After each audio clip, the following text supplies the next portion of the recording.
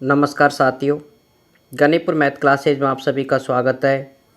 और हमारी जो वित्तीय साक्षरता की जो क्विज चल रही थी 2023 की, जो कि आरबीआई के द्वारा जो एग्ज़ाम है, ये इसके अंदर वित्तीय साक्षरता जो क्विज चल रही है ये काफ़ी नॉलेजफुल है आपके लिए, भावी जीवन के लिए, आत्मनिर्भर बनने के लिए।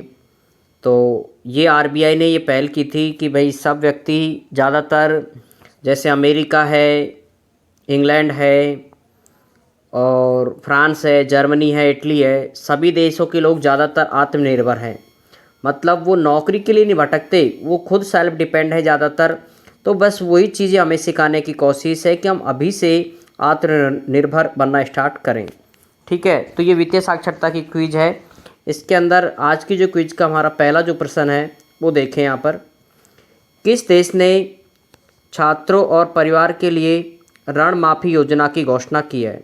तो देखो कितनी अच्छी बात है, छात्रों और परिवारों के लिए ऋण की पूरी माफ़ कर दिया है पूरे देश में ही। ऐसा नहीं है कि कुछ राज्यों में हो, अलग अलग स्टेटों में, पूरे देश में ही कर दिया है। तो वह देश है अमेरिका। ठीक है, यूएसए, अमेरिका। अमेरिका देश है जिसने पूरे देश छात्रों को और परिवारों को ही ऋण माफ़ी कर दिया है। अगला जो प्रश्न है, हाँ ये बहुत ही अच्छी गुड न्यूज़ है कि मेरी जो ये क्लासेज चल रही हैं, जिसके अंदर काफ़ी टॉपर्स रहे हैं और जिनका मेरी नज़र में या मेरी जो वीडियो में लाइव कमेंट्स में, इसके आधार पर मैंने जो निष्कर्ष निकाला उसके आधार पर इनकी जो रैंक हैं वो आप यहाँ पर देख सकते हो। ये स्टूडेंट है जो मेरी डेली लाइव क्लास लेते हैं। आप भी जब भी क्लास हो आप जुड़ने की कोशिश करें, जितने भी नए साथी हैं।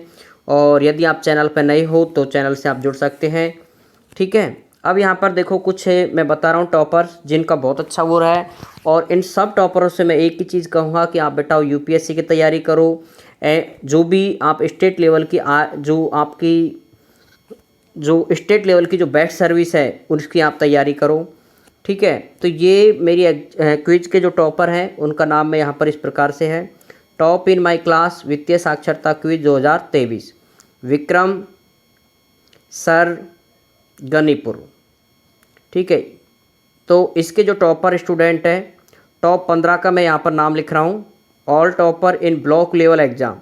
ध्यान रखो ये सभी जो 15 हैं ये सभी ब्लॉक लेवल पर फर्स्ट रैंक आई हैं। तो सारे अपने आप में कोई कम नहीं है, लेकिन फिर भी मेरे जो जब से ज़्यादा कमेंट्स और इसके द्वारा मैं जो निष्कर्ष है उसमें मैं आपको इनकी रैंक बता रहा हूँ। पहले जो नंबर पे है वो है रिया। ठीक है, ये टॉपर है जो काफ़ी हद तक सबसे ज़्यादा आंसर देती है मुझे मेरे। दूसरे नंबर पर है शुभम, तीसरे पर है सोम, चौथे पर है नंदनी, पाँचवें पर है गौरव, छठे पे है पूरा चक्रवर्ती, सातवें पे है दीपेश, आठवें पे है शुभम मिश्रा, नौवें पे है उमंग मिश्रा और 10वें पर है आसिफ और 11वें पर है एमडी साजद और 12वें पर है साक्षी जो अभी न्यू स्टूडेंट है और नंबर 13 पर है विनोद, 14 पर है यश कुमावत और 15 पर है चंद्रपाल सिंह। इसके अलावा भी सभी जो भी साथी हैं वो हमारे इससे सबसे ज़्यादा जो कमेंट्स करते हैं, सबसे ज़्यादा प्रश्नों के आंसर देते हैं, उसके अनुसार इस रैंक को चेंज करते हैं। इसके बाद आपका एक टेस्ट जारी होगा, उसके अंदर आपको कम से कम 50 प्रश्न मिलेंगे और उस 50 प्रश्नों में आपको सभी को टेलीग्राम पर आपको जुड़ना है। सभी को वहाँ पर अपने अपने PDF सेंड करेंगे प्रश्नों के उत्तरों की। ठीक है, तो इसके लिए मैं आपको अपना टेलीग्राम जो का लिंक है वो मैं यहाँ पर बता रहा हूँ। ठीक है, वो है Vikram sir math sir Ganipur, ये टेलीग्राम का लिंक है, विक्रम मैथ सर गनीपुर। इस पे आप अपनी PDF सेंड करेंगे और वहाँ पर मैं आपके रैंकिंग उसके आधार पर बताऊँगा कि किसके कितने नंबर आए हैं। ठीक है, अब देखें इसके बाद नेक्स्ट क्वेश्चन। हाल ही में किस प्रजाति, करंट अफेयर बताया मैंने सबसे ज़्यादा, हाल ही में किस प्रजाति की रक्षा के लिए dropped central electricity authority regulation जारी किया गया है? ये प्रश्न पहले भी आ चुका है, शायद एक या दो क्विज में, शुरू की क्विज में था ये प्रश्न। तो इसका जो आंसर है कमेंट्स आपने कर दिया, काफ़ी हद तक सही है, ग्रेट इंडियन वर्ड्स। नेक्स्ट प्रश्न है, किस राज्य ने एक व्यक्ति के बारे में सबसे अधिक संख्या में निबंध लिखने का गिनीज वर्ल्ड ऑफ रिकॉर्ड बनाया है? ठीक है, तो ये जो रिकॉर्ड बनाया है वो है असम ने, और असम की हमारी एक छात्रा है जिसका नाम है पूर्वा चक्रवर्ती। ठीक है, अगले है हाल ही में MOSPI आंकड़ों के अनुसार फरवरी 2023 में भारत की खुदरा मुद्रास्फीति कितनी दर्ज की गई थी। ये प्रश्न पहले आ चुका है, ये बहुत ही बेस्ट प्रश्न है, 6.44%। नेक्स्ट प्रश्न, कौन सी संस्था कॉरपोरेट ऋण बाजार विश्व विकास कोष की स्थापना करेगी। तो ये करेगी सेबी। नेक्स्ट प्रश्न, मैं समय कम लेते हुए आपको अधिक से अधिक प्रॉफिट मिले और अंतिम से अंत एग्ज़ाम की काफ़ी दिन बचे हुए हैं, बहुत कम दिन बचे हैं, इसलिए आप सबसे ज़्यादा बुक को और जितना ज़्यादा आपको वित्तीय रिसोर्स जो तो मिलता हो, वित्तीय से रिलेटेड जितनी भी जानकारी मिलती हो, बैंक की हो, ठीक है, उस सब को आपको यहाँ पर इकट्ठी करनी है इस एग्ज़ाम के लिए। अगला है, किस केंद्रीय मंत्रालय ने सूचना प्रौद्योगिकी मध्यवर्ती दिशा निर्देश और डिजिटल मीडिया आचार संहिता नियम 2021 में संशोधन की अधिसूचना किया। ये क्या है, इलेक्ट्रॉनिक्स एवं IT मंत्रालय द्वारा। अगला प्रश्न है, कौन सा देश IMF और विश्व बैंक की स्प्रिंग वार्षिक बैठक की मेज़बानी करता है। तो इसकी जो मेज़बानी करता है वो करता है भारत। ठीक है, एक मिनट बेटा, ये इलेक्ट्रॉनिक मैसेज है, इसकी जो मेज़बानी करता है IMF, इंटरनेशनल है ना, इसलिए इसकी मेज़बानी करता है USA। यदि इंडिया का होता ये, ठीक है, इंडिया का होता, ये इंटरनेशनल है, इसका मतलब आई का मतलब यहाँ पर, तो आंसर है इसका इंडिया की करता तो भारत आता, लेकिन ये IMF है इंटरनेशनल, इसलिए इसका आएगा USA, क्योंकि विश्व बैंक है ना यहाँ पर, तो इंटरनेशनल है ये। अगला है, कौन सा एशियाई देश डिजिटल हाईवे नेटवर्क लॉन्च करने के लिए तैयार है। तो ये जो तैयार है वह है Bharat. Bharat digital highway network के अभी लॉन्च करने की पूरी तैयारी में है। अगला प्रश्न है, किस संस्था ने स्टॉक एक्सचेंज वाला प्रश्न पहले भी आ चुका है हमारा, स्टॉक एक्सचेंज IT प्रणालियों के द्वारा एक व्यापक परीक्षण ढांचा पेश किया है, वो किया है सेबी ने। अगला प्रश्न है, साइबर एनकाउंटर्स नामक पुस्तक के लेखक कौन हैं। तो साइबर है इसलिए ये ज़्यादा इम्पोर्टेंट है, क्योंकि सबसे ज़्यादा जो क्राइम हो रहे हैं वो साइबरी क्राइम हो रहे हैं। तो इसके जो लेखक हैं वो हैं अशोक कुमार। ऐसे स्टार्ट। ठीक है, अगला है, रिजर्व बैंक ने बैंकों और अन्य संस्थाओं को किस तरह से परिवर्तन करने का निर्देश दिया। तो ये लिबोर नामक संस्था से परिवर्तन करने के लिए कहा है। किस संस्था ने विश्व आर्थिक स्थिति और संभावनाएं रिपोर्ट जारी की हैं।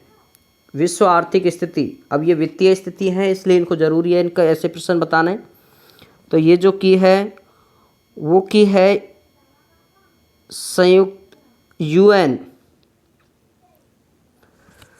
यहाँ पर विश्व आर्थिक स्थिति संभावना रिपोर्ट जारी की है, वो की है UN ने। और UN होता है संयुक्त राष्ट्र। अगला प्रश्न, केनरा बैंक के मोबाइल बैंकिंग सुपर ऐप का क्या नाम है। केनरा बैंक के मोबाइल बैंक सुपर ऐप का नाम है Canara AI first Canara, C answer. अगला प्रश्न है, किस संस्था ने छोटे निर्यातकों को समर्थन देने के लिए उन्नत निर्यात ऋण जोखिम बीमा कवर प्रदान करने के लिए एक नई योजना शुरू की है। तो जो ये योजना शुरू की है वो है ECGC।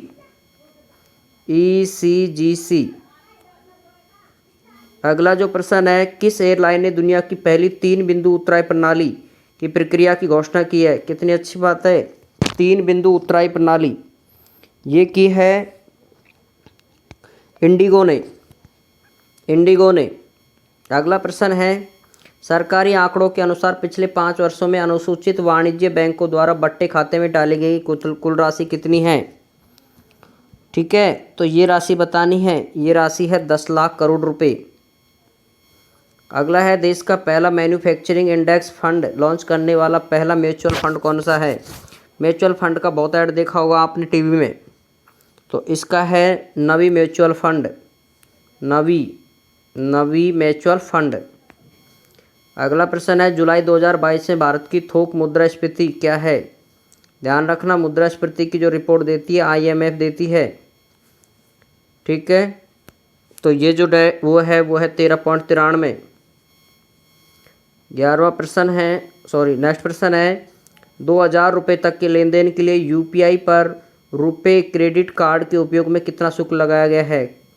ध्यान रखो, अब पहले हमारा क्या था, जो हम ये काम में लेते थे फ़ोन पे, गूगल पे, ये सारा फ्री होता था, लेकिन धीरे धीरे आजकल इन पे चार्ज लगने लग गया है।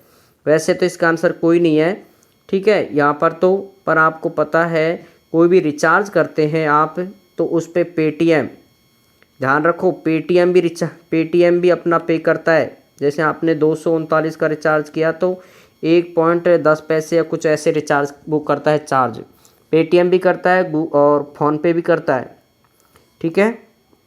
अगला प्रश्न है, वित्त मंत्रालय की अधिसूचना के अनुसार ECLGS के तहत कौन सा एयरलाइंस किस सीमा तक ऋण ले सकती है। तो ये जो सीमा है वो है 1500 करोड़ रुपए, ठीक है। अगला जो प्रश्न है, IDBI बैंक में हिस्सेदारी की प्रस्तावित बिक्री के बाद LIC और सरकार को संयुक्त हिस्सेदारी क्या होगी। तो ये होगी बेटा 34%, 34%। अगला प्रश्न है, 2022 तक भारत में बीमा पहुंच का अनुमान क्या है। जो बीमा करवाते हैं उसका पहुंच का अनुमान है 3%। हाल ही में RBI मोस्ट प्रश्न है RBI से रिलेटेड आते ही आप ध्यान रखेंगे दिशा, या आपको ऐसा सोच लो, स्टेट लेवल, डिस्ट्रिक्ट लेवल पे नहीं तो स्टेट लेवल पे आपको 100% मिलेंगे ये, ठीक है।